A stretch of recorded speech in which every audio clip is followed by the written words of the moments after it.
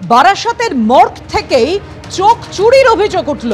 বারাসাতের হাসপাতালের মর্গের কি অবস্থা সেই ছবি আপনাদের সামনে রাখবো, কিন্তু তার আগে জানিয়ে রাখি একের পর এক যে অভিযোগ উঠেছে, আজ দ্বিতীয়বার ময়না তদন্ত করার সিদ্ধান্ত নিয়েছে সেই কারণে কর্তৃপক্ষ। দ্বিতীয় ময়না তদন্তের জন্য চিকিৎসকদের নতুন টিমও তৈরি করা হয়েছে। দুজন ফরেন্সিক, একজন চক্ষুরোগ, একজন সার্জারি বিশেষজ্ঞও রয়েছেন সেই টিমে। ময়না তদন্তের টিমে রাখা হয়েছে হাসপাতালের অ্যাডিশনাল মেডিকেল সুপারকেও। কিন্তু প্রশ্ন উঠছে, কিভাবে মর্গ থেকে দুর্ঘটনায় মৃতের চোখ উধাও হলো? সেদিন ডিউটিতে ছিলেন কারা? কি হয়েছিল? তদন্তে কমিটি। মর্গে ইঁদুরের চোখ খুবলে নিয়েছে জানিয়েছিল হাসপাতাল, অভিযোগ করছে মৃতের পরিবার। 24শে নভেম্বর যশোর রোডে গাড়ি দুর্ঘটনায় মৃত্যু হয় প্রীতম ঘোষের। আর ওই দিনই ময়না তদন্তের পর মঙ্গলবার মৃতের পরিবারকে ডাকা হয় হাসপাতালে। পরিবার অভিযোগ করে ময়না তদন্তের পর দেখা যায় মৃতের বা চোখ উধাও। হাসপাতালের মর্গ থেকেই চোখ চুরি হয়েছে বলে অভিযোগ করেছে পরিবার।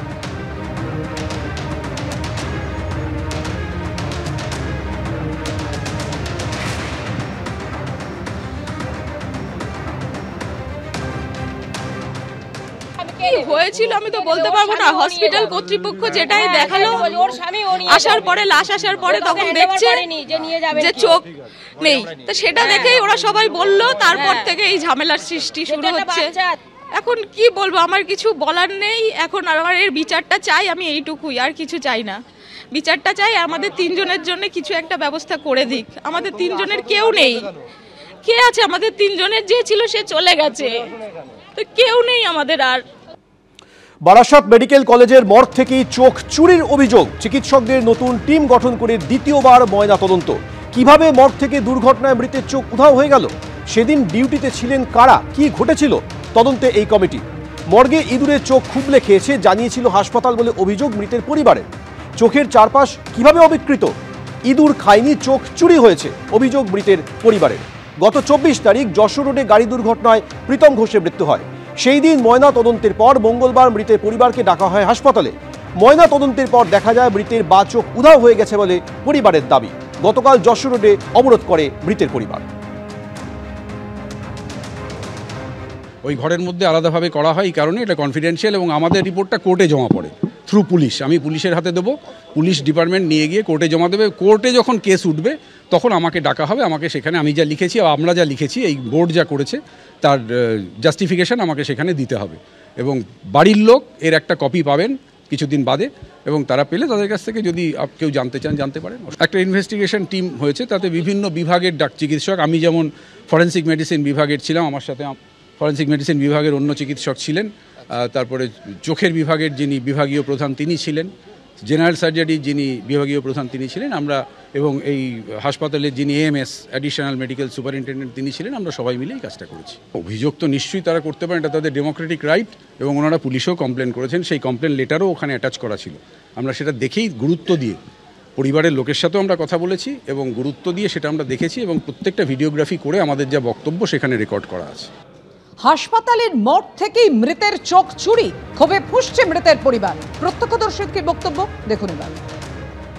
তার এখানে একটা ক্ষত ছিল, এই জায়গায় একটা ক্ষত ছিল, এইখানে একটা ক্ষত ছিল, এবং সে সম্পূর্ণভাবে চোখ, তার দুটো চোখই ভালো ছিল। চোখের মধ্যে কোনো রকম এতটুকু চোখের বিকৃতি ভাব ছিল না, এবং সে আমাদের দিকে তাকিয়েই ছিল এবং কথা বলার চেষ্টা করছে। যেহেতু শীতের ব্যথা, ইনজুর্ড হয়েছে, মাথায় এখানে একটা আঘাত লেগেছে, যার জন্য ভালো চোখ মেলা ছিল। এবং সে যখন এখানে নিয়ে যাওয়া, সে সম্পূর্ণ সে তার জ্ঞান এবং হাত পা নড়ছে। চোখ দুর্ঘটনার দ্বারা চোখের কোনো ক্ষতি হয়নি, চোখ চোখ ভালো। মৃতদেহের চোখ উধাও হয়ে যাবার অভিযোগ প্রকাশ্যে বারাসত মেডিকেল কলেজের মর্গের বেহাল দশার ছবি।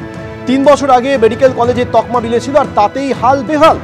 বারাসত মেডিকেলের মর্গের 14টি ফ্রিজারই দীর্ঘদিন ধরে খারাপ হয়ে পড়ে রয়েছে। মর্গে বেওয়ারিশ মৃতদের স্তূপ রয়েছে, বরফ দিয়ে মাটিতে দেহ রাখা হয়। ময়না তদন্তের ঘরে 2টি মাত্র ট্রলি রয়েছে, আর 14টি ফ্রিজারই বিকল বলে সূত্রে খবর। 3 বছর আগে জেলা হাসপাতাল থেকে বারাসত মেডিকেল কলেজের তকমা দেওয়া হয়। মেডিকেল কলেজের তকমা পায় বারাসত মেডিকেল কলেজ, কিন্তু তার 3 বছরের মধ্যেই এই বেহাল অবস্থা।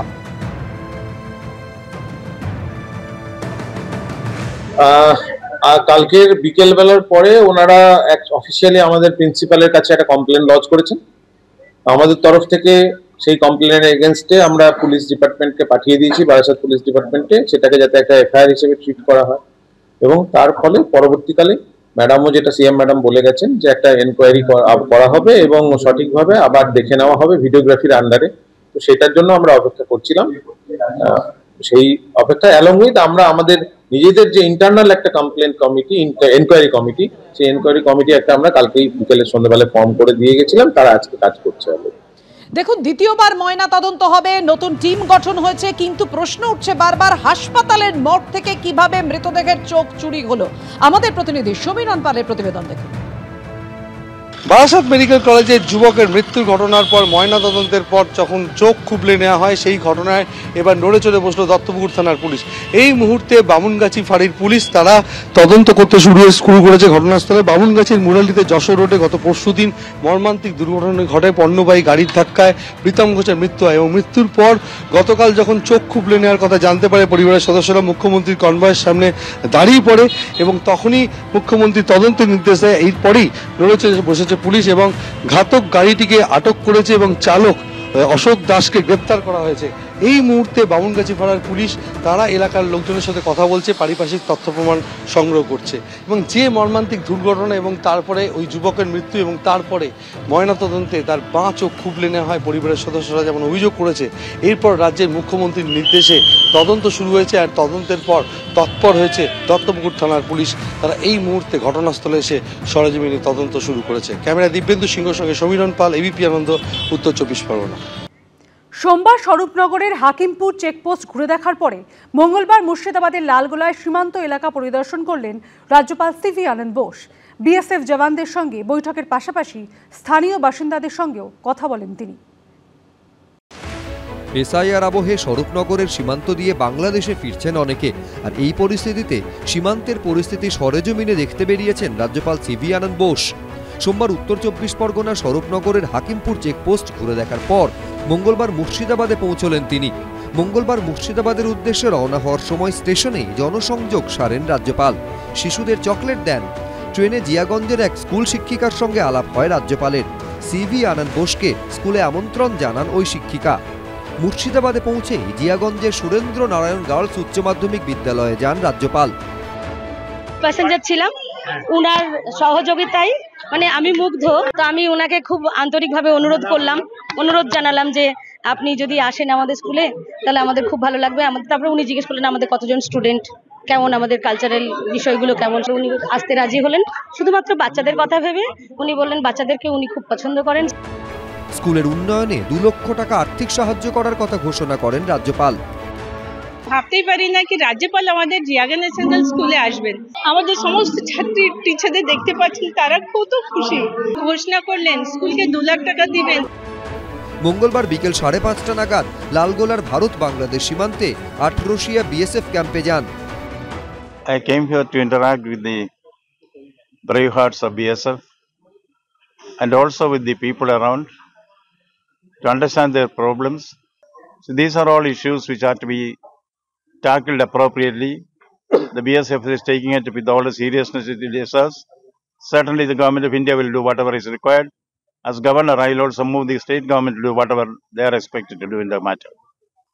So these are issues of administration which through coordination should be sorted out. The BSF leadership is taking all steps required in the process, and as governor I will also facilitate matters so that issues are settled amicably in the appropriate time. I have been going from border to border. It all depends on now I think it is a little late, but I will certainly stay back, try to see more border areas to the extent possible. এদিকে রাজ্যপালের সীমান্ত পরিদর্শন নিয়ে শুরু হয়েছে রাজনৈতিক চাপানুতোর।